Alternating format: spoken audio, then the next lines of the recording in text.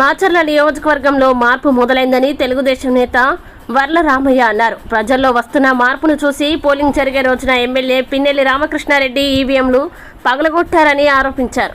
పిన్నెల్లి అహంకారాన్ని మాచర్ల ప్రజలు నిశ్శబ్ద విప్లవంతో అణచివేశారని వివరించారు. నియోజకవర్గంలో పిన్నెల్లిని ప్రజలు తిరస్కరించారని సంచలన వ్యాఖ్యలు చేశారు. జనం నాడి తెలిసినందునే పిన్నెల్లి అరాచకానికి పూనుకున్నారు. వాటిని పగలగొట్టాడు అతను. అదే ఎలక్షన్ కమిషనర్ పోలీస్ ఆఫీసర్స్ సరిగా నిర్ణయం తీసుకొని ఆ సెన్సిటివ్ బూత్లో సెంట్రల్ ఫోర్స్ని పెట్టినట్టయితే ఇతన్ని కాల్చి పడేసేవాళ్ళు. బాక్స్ పగలగొడితే వారి కళ్ళ ముందు సెంట్రల్ ఫోర్స్ ఉన్నట్లయితే ఫైర్ ఓపెన్ చేసి ఉండేవాళ్ళు, ఇతన్ని కస్టడీలోకి తీసుకుని ఉండేవాళ్ళు. ఇతన్ని పెడరెక్కలు విరిచి పట్టుకొని పోలీస్ స్టేషన్కి తీసుకెళ్ళేవాళ్ళు. అక్కడ లోకల్ పోలీసులు ఉన్నారు కనుక ఇది జరగలేదు. మేము ఎలక్షన్ కమిషన్ అదే అడిగాము నిన్న, మీరు సెంట్రల్ ఫోర్స్ ఎందుకు పెట్టలేదు? ఎప్పుడైతే అది సెన్సిటివ్ బూత్ కింద డిక్లేర్ చేయబడిందో, ఎప్పుడైతే ఆ కాన్స్టిట్యుయెన్సీ సెన్సిటివ్ కాన్స్టిట్యుయెన్సీ కింద నిర్ణయించబడిందో అప్పుడే మీరు సెంట్రల్ ఫోర్స్ని ఆయా బూతుల్లో పెట్టుండాలా? పెట్టలేదంటే అది ఎన్నికల కమిషన్ నిర్లక్ష్యమా? ఆ లోకల్గా పోలీస్ ఆఫీసర్ ఎవరైతే ఇన్ఛార్జ్ ఉన్నారో ఆ నియోజకవర్గానికి అతని నిర్లక్ష్యమా, లేకుంటే అతని ప్రోద్బలమా? ఎక్కడెక్కడ పెట్టారు ఈ రోజున ఈ సెంట్రల్ ఫోర్సెస్ని? ఎన్ని బూతుల దగ్గర వాళ్ళని పెట్టారు? ఎలా వాడుకున్నారో అది కూడా ఈ రోజున సాయంత్రం మేము అడగబోతున్నాం. నేను ఇక్కడ ఏం చెప్పాలనుకుంటున్నా అంటే, సజ్జల రామకృష్ణారెడ్డి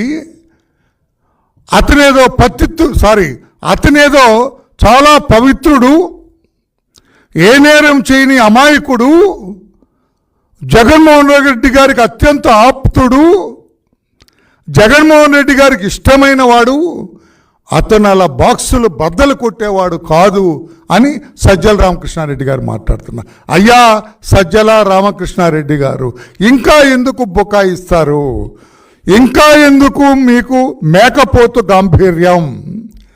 మాచర్లలో ఏదైతే నిశ్శబ్ద విప్లవం జరిగిందో, మాచర్లలో ఏదైతే రాష్ట్ర ప్రజలందరూ కూడా ఒక విప్లవాన్ని, నియోజకవర్గ ప్రజలందరూ కూడా ఒక విప్లవం తీసుకొచ్చారు నిశ్శబ్దంగా. అదే విప్లవం ఆ పిన్నెల్లి రామకృష్ణారెడ్డి అవినీతి సౌధాన్ని కూలదోసింది.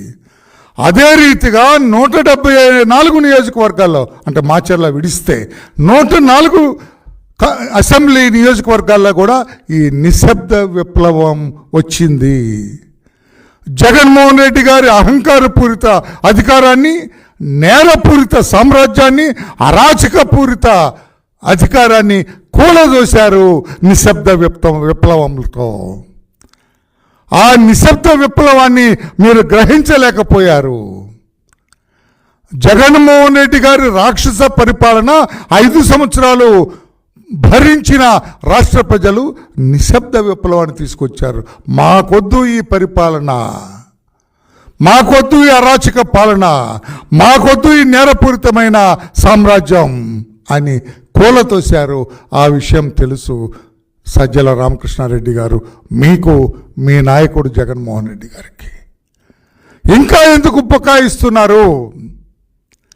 మీకు ఏజెంట్లుగా కూర్చోటానికి కూడా ఇప్పుడు జనం దొరకట్లేదు. నిజం చెప్పండి సజ్జల గారు, పత్రికా సోదరులారా. ఇప్పుడు జగన్మోహన్ రెడ్డి గారి పార్టీ పరిస్థితి ఏమిటంటే, రాష్ట్రంలో రేపు కౌంటింగ్ జరగబోతుంది 4వ తారీఖున. 4వ తారీఖున జరగబోయే కౌంటింగ్కి ఏజెంట్లు కూడా దొరకట్లేదు వీళ్ళకి. It is very sorry. FIR ఇది, చాలా బాధతో కూడుకున్న ఎఫ్ఐఆర్ ఇది. ఏజెంట్లు ఉంటే ఇంకెందుకు సార్ మనకన్నా అంటున్నారు. ఎందుకంటే మాచర్లలో 202 బూత్లో ఎక్కడైతే గౌరవ ఏంటంటే సభ్యతా సంస్కారాలతో కూడుకున్న మంచివాడుగా జగన్మోహన్ రెడ్డి గారు సర్టిఫికెట్ ఇచ్చిన పిన్నెల్లి రామకృష్ణారెడ్డి గారు బాక్స్ బద్దలు కొట్టారో, అందులో నుంచి అక్కడ కనెక్టెడ్ వివి ప్యాడ్స్ స్లిప్స్ బయటపడ్డాయి. ఆ వీడియోలో చూసారో లేదో, నేను అక్కడ చూపిద్దాం అనుకున్నాను. Get it now. అక్కడ పడిపోయినాయి. అవి చూస్తే 26 పడిపోయినాయి, 28 అనుకోండి. ఆ 28 ప్యాడ్ స్లిప్స్ పడిపోతే అందులో 6 వైసీపీ, 22 టీడీపీ. 22 టీడీపీ స్లిప్స్ అంటే ఓట్లు బయటపడ్డాయి. ఇక్కడ 6 అంటే ఈ రేషియోలో అర్థమైపోయింది. అందుకే అతను బాక్స్ బద్దలు కొట్టాడు. నిశ్శబ్ద విప్లవంలో తెలుగుదేశం పార్టీకి బ్రహ్మాండంగా ఓటింగ్ జరుగుతుంది, ఓట్లు వేస్తున్నారు, మనం ఆ అంచనాని అందుకునే రీతిలో లేము అని అతను ప్రతి బూత్ సందర్శించి బాక్సులు బద్దలు కొట్టారని నేను అంటూ ఉన్నాను. ఇంకా ఎందుకు మీరు బుకాయిస్తున్నారు? 6-22 ఈ శాతంలో మీరు ఎందుకు ఏమందుకుంటారు? స్పష్టమైన మెజార్టీతో తెలుగుదేశం పార్టీ గెలవబోతుంది. చంద్రబాబు నాయుడు గారు ముఖ్యమంత్రిగా ప్రమాణ స్వీకారం చేయబోతున్నారు. ఇక మీ ఆగడాలు ఆపండి, మీ అరాచకం ఆపండి.